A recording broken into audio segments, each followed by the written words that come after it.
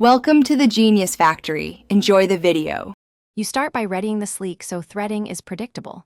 First, place the machine on a stable table and remove any bobbin or accessory that blocks access.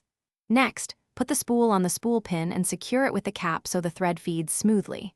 Raise the presser foot to release tension discs. This makes the path accessible. Make sure the stitch selector is neutral so the machine won't engage. Once done, you're set to route the thread along the marked path. Now you guide the thread through the exact tension path indicated on the Slique. Start at the top thread guide and follow the numbered or illustrated routing. This controls tension and stitch formation. Pull the thread between the tension discs until it seats firmly, because loose seating causes skipped stitches. Then bring the thread up and thread it through the K-cup lever. Ensure it moves when you turn the handwheel. Finally, bring the thread down toward the needle area. Finish by threading the needle and preparing the bobbin so your first stitch is clean. Thread the needle from front to back and leave a 3 to 4 inch tail to prevent slips.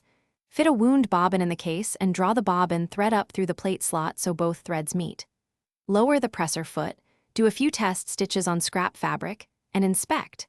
If you see loops or puckering, adjust upper tension slightly and retest. That corrects most problems. Thanks for watching. If you found this helpful, don't forget to like and subscribe.